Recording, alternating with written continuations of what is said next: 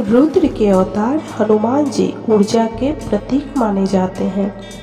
इनकी आराधना से बल, कृति, आरोग्य और निर्भीकता बढ़ती है।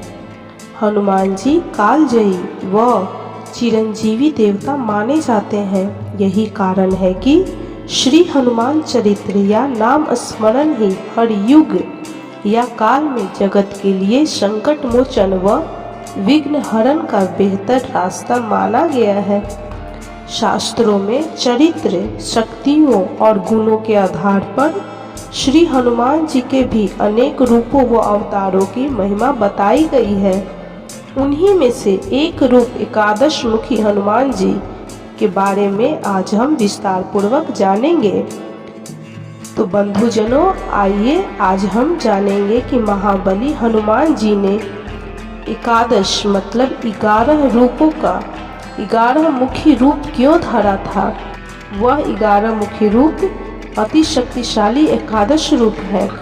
हनुमान जी के 11 मुखी रूप लेने का कारण की कथा क्या है, चलिए सुनते हैं। प्राचीन काल में कारकाल नाम का एक अति शक्तिशाली राक्षस हुआ था। उसके 11 मुख थे। उस राक्षस ने कई काल तक ब्रह्मा जी की कठोर तपस्या की थी। उसकी तपस्या से प्रसन्न होकर ब्रह्मा जी उसके समक्ष प्रकट हुए और उन्होंने उस राक्षस से वरदान मांगने को कहा।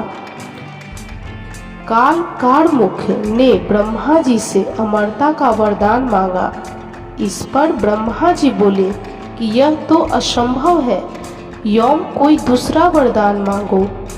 तब वह राक्षस बोला, ठीक है, तब आप मुझे ऐसा वरदान दीजिए कि जो भी मेरे जन्म की तिथि पर 11 मुख धारण करे वही मुझे मारने में सक्षम हो।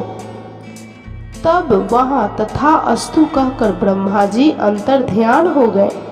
ब्रह्मा जी से वरदान पाने के उपरांत उसने देवों और उसकी सेना को आतंकित करना आरंभ कर दिया और अपनी सेना के साथ चढ़ाई कर समस्त देवों को पराजित कर दिया और वह राक्षस समग्र लोक में भयंकर उत्पात मचाने लगा। तब वह असहाय देव भगवान विष्णु जी के पास गए और उनसे सहायता की गुहार लगाने लगे।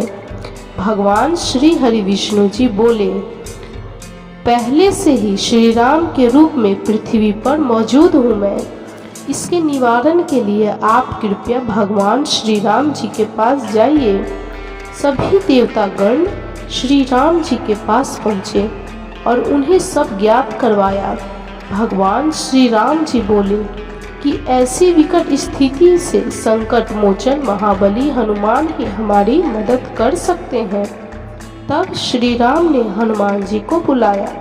हनुमान जी तुरंत वहां प्रकट हुए।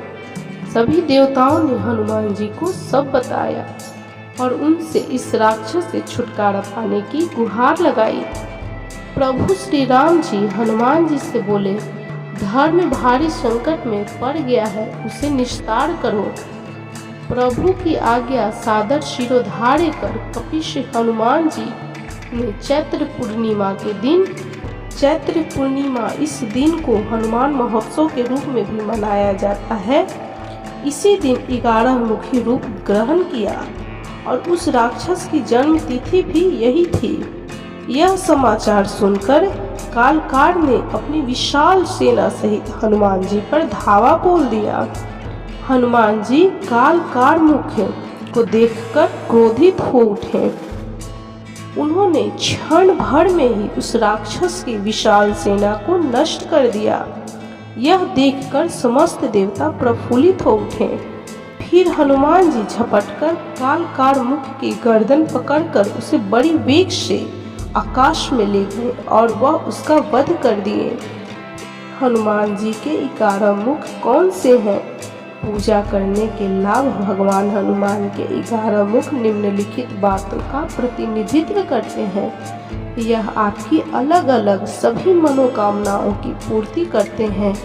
तो चलिए जानते हैं कि हनुमान जी ने 11 रूप धरा था। तो उन 11 रूप में कौन कौन सा रूप था? पहला रूप था हनुमान जी का यह चेहरा शत्रुओं पर विजय का प्रतीक है। दूसरा चेहरा भगवान श्री राम का था। यह मुख श्री राम की शक्तियों और आशीर्वाद का प्रतिनिधित्व करता है। तीसरा था भगवान भोलेनाथ शिव शंकर का मुख। यह चेहरा भगवान शिव का आशीर्वाद देता है। अग्नि देव का मुख चौथा मुख था। यह मुख आपको बीमारियों से बचाता है। पांचवा मुख नागमुखी था। यह चेहरा नागों एवं सरीसृपों के भय को खत्म करता है। छठा मुख था भगवान गणेश का मुख। यह चेहरा ज्ञान का प्रतिनिधित्व करता है। सातवां मुख था हैग्रीव मुख। इस चेहरे से शुभ कार्यों की उत्पत्ति होती है। आठवां मुख था गरुड़ मुख। यह चेहरा आपको समस्याओं से छुटकारा दिलाने में सहायता करता है। नौवां मुख था नरसिंह भगवान का मुख। यह चेहरा आपको भय और मानसिक बीमारी से मुक्त होने में सहायता करता है। 10वां मुख भैरव का मुख था। यह चेहरा आपके आसपास की नकारात्मक ऊर्जा को समाप्त करता है। 11वां मुख वराह मुख था। यह चेहरा आपको रोगों से छुटकारा दिलाने में मदद करता है। तो ये थी हनुमान जी के 11 मुखी रूपों का वर्णन, इसके पीछे की पौराणिक कथा। तो बंधुजनों, इस कथा को खुद भी सुनिए और दूसरों को भी सुनाइए। इस कथा को सुनने से आपके सारे पाप, रोग, दुख, समस्त पापों का अंत होगा और आपकी हर मनोकामनाओं की सिद्धि और पूर्ति होगी। यदि वीडियो अच्छी लगी हो तो कृपया लाइक कीजिए, शेयर कीजिए और चैनल को सब्सक्राइब करना बिल्कुल भी ना भूलें।